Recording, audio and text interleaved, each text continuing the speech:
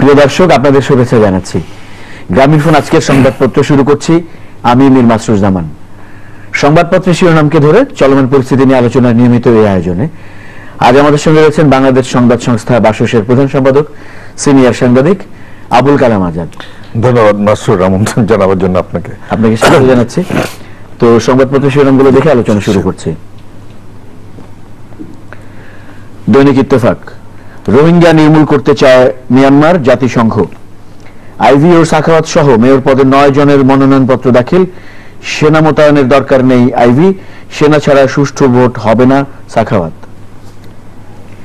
বাংলাদেশ প্রতিদিন, অপরাধে বিমানের পাইলটরা, দেশ বিদেশের কারাগারে আটক অনেকে, জড়িত সোনা চোরাচালান, নারী কেলেঙ্কারি, চুরি, প্রতারণা, জমির দালালিতে।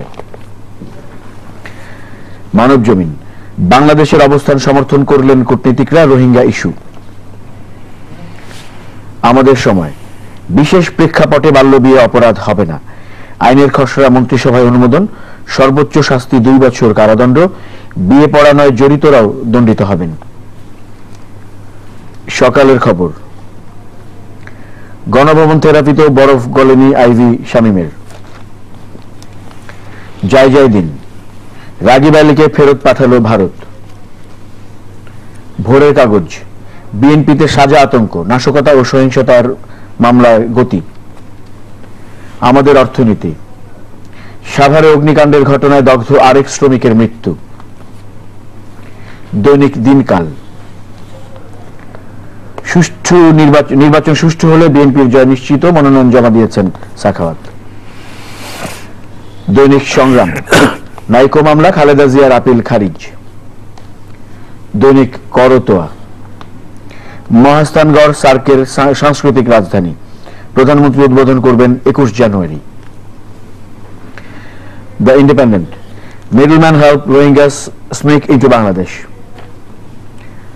The Financial Express, Myanmar wants ethnic cleansing of Rohingyas, so it's UN official. Dhaka Tribune, authorities harvest paddy for ethnic Santals, evicted Santals. সংবাদপত্র শিরোনামগুলো দেখলাম আমরা।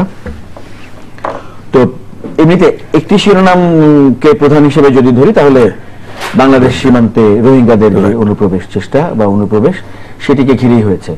জানি যে মিয়ানমারের আরাকানে রোহিঙ্গা মুসলিমদের উপরে যে পৈশাচিক নির্যাতন, হত্যাযোগ্য হামলা চলছে, এবং সেইখান থেকে পালিয়ে বাঁচার জন্য তারা বিভিন্ন সীমান্ত দিয়ে পালানোর চেষ্টা করছেন। জি মাসরুর, আপনাকে আবারও ধন্যবাদ আমন্ত্রণ জানাবার জন্য। আপনি ভালো করেই জানেন যে রোহিঙ্গা যে আমাদের সীমান্তবর্তী রাখাইন অঞ্চলে, রাখাইন রাজ্যে ওদের যে প্রদেশে রোহিঙ্গারা বসবাস করেন, তারা ধর্মীয় দিক থেকে মুসলিম, এবং মিয়ানমার সরকারের সাথে, অর্থাৎ মিয়ানমারের সাথে বাংলাদেশের বন্ধুত্বপূর্ণ সম্পর্ক দীর্ঘদিনের, এ ব্যাপারে কোনো সন্দেহ নেই। কিন্তু এই যে রোহিঙ্গা মুসলিমরা বিভিন্ন সময় সেই জায়গায় নির্যাতিত হওয়ার পরে কিন্তু আমাদের বাংলাদেশে অনুপ্রবেশ করে আসে, এবং আপনি ভালো করে জানেন যে বেশ কিছু সংখ্যক এলাকা কিন্তু পার্বত্য চট্টগ্রামের ওই জায়গায় রোহিঙ্গারা বসবাস করছেন। এবং অনেকদিন ধরেই এটা জাতিসংঘের কাছে বারবার বলা হচ্ছে যে রোহিঙ্গাদেরকে মিয়ানমার সরকার নিয়ে যাক। এটা নিয়ে বহু দিন দরবার হয়েছে, বহুবার তাদের জন্য সেখানে নিবন্ধন করা হচ্ছে যে কত আছে, আমাদের হিসাবটা এক রকমের বলা হচ্ছে জাতিসংঘের। এটা নিয়ে কিন্তু আগে থেকেই ছিল। ইদানিং যেটি হচ্ছে যে সেই জায়গায় আমরা টেলিভিশনের পর্দায়ও দেখেছি যে আন্তর্জাতিকভাবেই এটি এত বেশি যে সেই জায়গার সশস্ত্র মানে আইনশৃঙ্খলা রক্ষাকারী বাহিনী থেকে শুরু করে তারা সরাসরি আক্রমণ করছেন, এবং তারা বাঁচার জন্য যেভাবে শিশু নারী নির্যাতিত হচ্ছেন, দৌড়াচ্ছেন অগ্নিকাণ্ডের মধ্য দিয়ে, এবং গুলি ছোড়া হচ্ছে, এগুলো কিন্তু সারা দুনিয়ার মানুষই দেখছেন। এবং আপনি ভালো করেই জানেন যে আজকে বর্তমান বিশ্বে আধুনিক প্রযুক্তির কারণে, ডিজিটাল যুগের কারণে যে কোনো কিছু চেপে রাখা কোনো দেশে, কোনো বিশ্বের যে প্রান্তেই ঘটুক না কেন, চেপে রাখা সম্ভব না। এগুলো সারা দুনিয়ায় প্রতিভাত হয়। মিয়ানমারের যে ঘটনাটি, আমরা অত্যন্ত আমাদের সরকার, বাংলাদেশ সরকার বিশেষ করে মাননীয় প্রধানমন্ত্রী শেখ হাসিনার সরকার অত্যন্ত মানবিক দৃষ্টিকোণ থেকেই কিন্তু বিষয়টা দেখেন।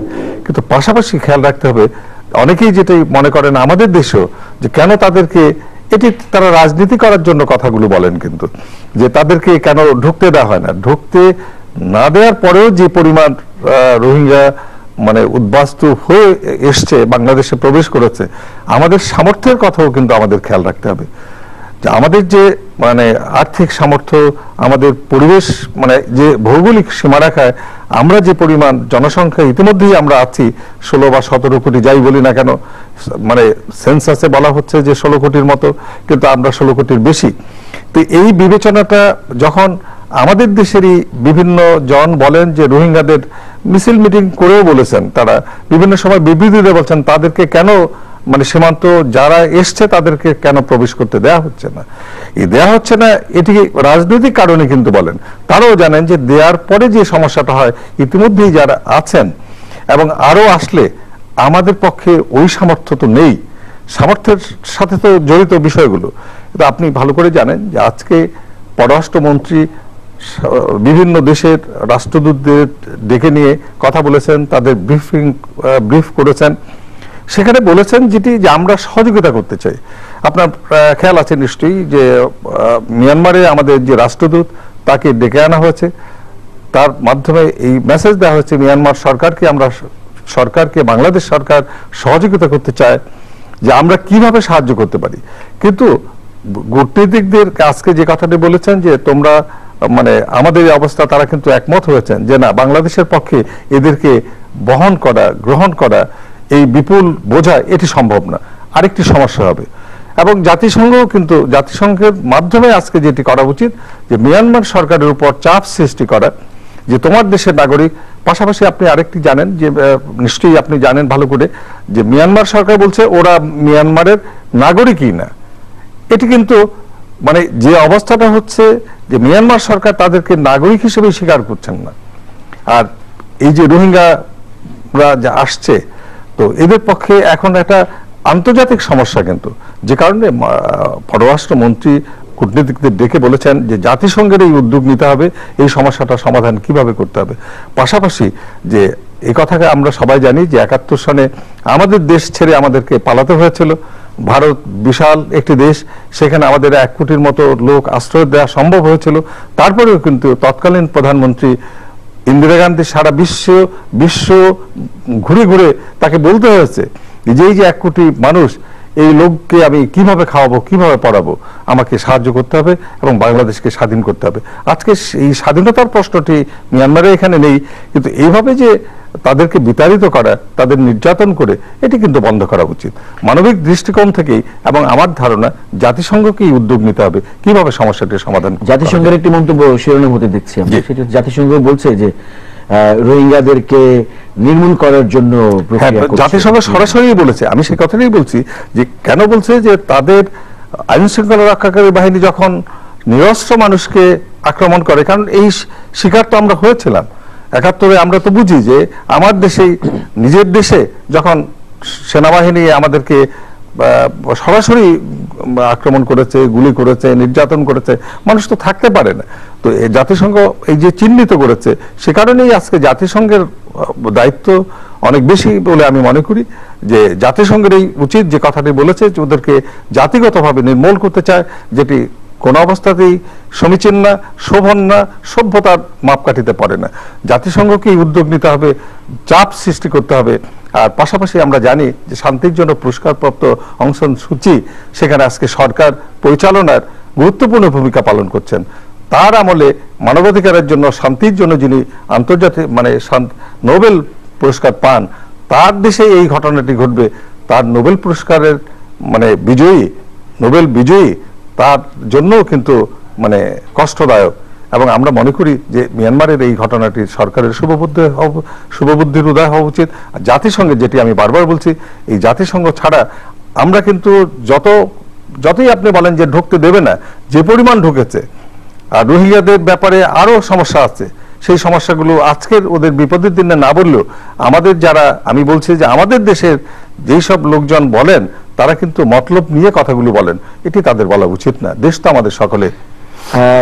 তারপরেরই বড় শিরোনামটি হচ্ছে নারায়ণগঞ্জ সিটি কর্পোরেশন নির্বাচনকে ঘিরে, আসন্ন নির্বাচনকে ঘিরে। আমরা আওয়ামী লীগ থেকে মনোনীত প্রার্থী ডক্টর সেলিনা হায়াত আইভী, তিনি মনোনয়নপত্র জমা দিয়েছেন। বিএনপি থেকে যাকে মনোনয়ন দেওয়া হয়েছে অ্যাডভোকেট সাখাওয়াত, তিনিও মনোনয়নপত্র জমা দিয়েছেন। তো শিরোনামে আমরা একটি বিষয় লক্ষ্য করি যে বিএনপির প্রার্থী বলছেন যে সুষ্ঠু নির্বাচনের জন্য সেনা মোতায়েন করতে হবে, ডক্টর আইভী বলছেন যে তার কোনো প্রয়োজন নেই। এখন যে কথাটি আপনি বলেছেন যে ওখানে দুইজন প্রার্থী, আরো প্রার্থী জমা দিয়েছেন, দুটি বড় দলের, নিঃসন্দেহে সরকারি দলের মনোনীত প্রার্থী আইভী, সে বলেছে দরকার নেই, তার বক্তব্য। এবং আরেকজন বলেছেন প্রার্থী, শুধু প্রার্থী না, তার দলের অন্যান্য লোকজনও বলেছেন সেনা মোতায়েন করতে হবে।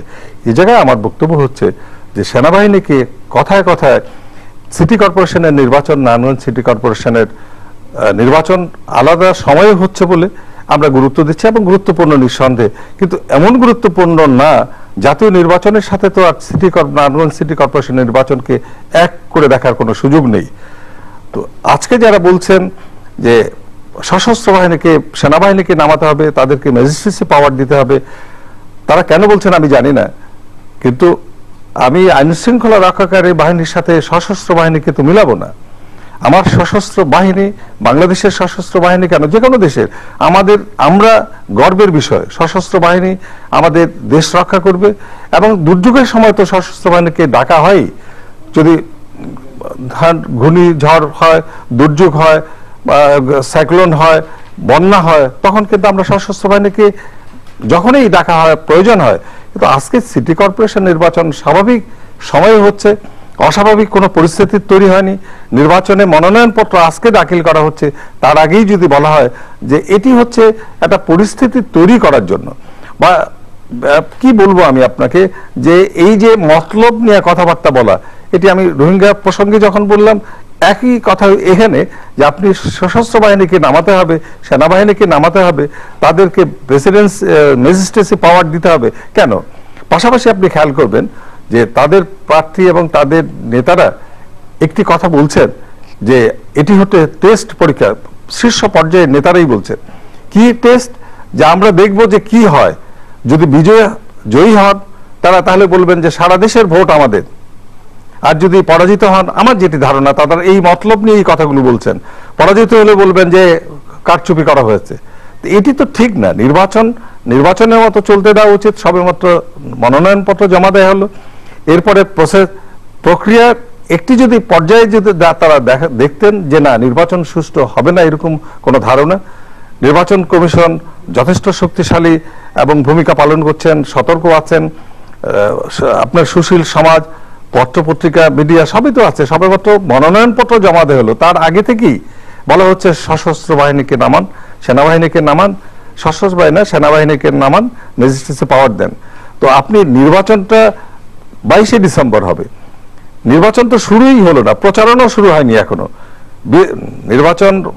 নির্বাচনে যে প্রচারণা, সে কিন্তু কৌশলগত প্রচারণা হচ্ছে, কিন্তু প্রকাশ্যে আর বিধিনিষেধ আছে যে মনোনয়নপত্র প্রত্যাহার করার পরে, বাছাই হওয়ার পরে। কিন্তু এখনই যদি বলা হয় যে আপনি, এটি আমার মনে হয় কি বলবো, কিভাবে বলবো, যেটি তারা শুভ চিন্তার থেকে কথাগুলো বলছেন।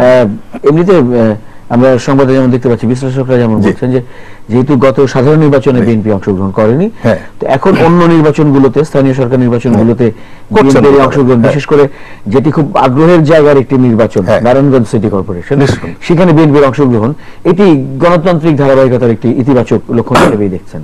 আমি নিঃসন্দেহে মনে করি যে এটি বিএনপি, আমি এই প্রসঙ্গে আবার অনেকেই বলেন যে পুরনো কথা বলার দরকার নেই। পুরনো কথা বলার দরকার এই কারণে যে স্মরণশক্তি আমাদের সবারই ভালো, কিন্তু আবার আমরা ভুলেও যাই। আপনি বিএনপি 2014 জানুয়ারিতে যে 5 জানুয়ারি নির্বাচন হলো, সেই নির্বাচনকে প্রতিহত করার জন্য 13 সালের অক্টোবর, নভেম্বর, ডিসেম্বর এবং জানুয়ারি পর্যন্ত, অক্টোবর থেকে শুরু করে সারা দেশে যে তাণ্ডব চালিয়েছিল, নিশ্চয়ই আপনার খেয়াল আছে। আমি মনে করি যে আপনার এই অনুষ্ঠানের মাধ্যমে যে দর্শকদের বলছি তাদেরও খেয়াল আছে, সারা দেশে ভাবে জ্বালাও পোড়াও এবং অগ্নি কাণ্ডের ঘটনা ঘটিয়েছে, হত্যাকাণ্ড, আমাদের আইন শৃঙ্খলা রক্ষাকারী বাহিনীর পুলিশ থেকে শুরু করে আনসার, মানে গাছপালা, বাসে আগুন দিয়ে মানুষ পোড়ানো, একইভাবে আবার যখন 15 সালের জানুয়ারি থেকে প্রায় 90-91 দিন পর্যন্ত জ্বালাও পোড়া, এই যে 6 মাস, এই যে মানে ভ্রান্ত রাজনীতি এবং ধ্বংসাত্মক রাজনীতি শুরু করেছিল, আমি মনে করি যে এই যে জাতীয় নির্বাচন, নারায়ণগঞ্জ সিটি কর্পোরেশনের আগে তারা যে ইউনিয়ন পরিষদ নির্বাচন, পৌরসভা নির্বাচনে অংশগ্রহণ করেছেন, নিঃসন্দেহে ইতিবাচক। কারণ তাদের সেই যে মানে যে ধারায় তারা পরিচালিত হচ্ছিলেন সেখান থেকে ফিরে এসছেন, এটি নিঃসন্দেহে বলা যায় যে যত একটি মানুষ অপরাধ করে, সেই অপরাধ যদি বুঝতে পারে, ভুল করতে পারে, তারা যদিও স্বীকার করেন নাই, কিন্তু আমরা মনে করি যে তাদের বিহেভিয়ার দিয়ে, তাদের ব্যবহার দিয়ে তারা বুঝিয়েছেন যে আমরা সেই পথে নেই। এটি ইতিবাচক। এবং কি কারণে, যে গণতান্ত্রিক সমাজ ব্যবস্থার জন্য কে নির্বাচনে বিজয়ী হলেন, কে পরাজিত হলেন, তার চেয়ে বড় কথা যে একটি গণতান্ত্রিক সমাজ ব্যবস্থা চাই, আমরা শান্তিপূর্ণ সমাজ ব্যবস্থা চাই। তার জন্য বিএনপির মতো একটি বড় দলের নির্বাচনমুখী হওয়া উচিত। আগুন দিয়ে মানুষ পোড়ানো এটি তাদের সাথে যায় না, যাওয়া উচিত না। অনেক ধন্যবাদ আজকে সময় দেওয়ার জন্য। ধন্যবাদ আপনাকে। প্রিয় দর্শক, আপনাদেরও ধন্যবাদ আমাদের সঙ্গে থাকার জন্য। ভালো থাকবেন সবাই। গ্রামীণ ফোন আজকের সংবাদপত্রের আজকের আয়োজন এখানেই শেষ করছি।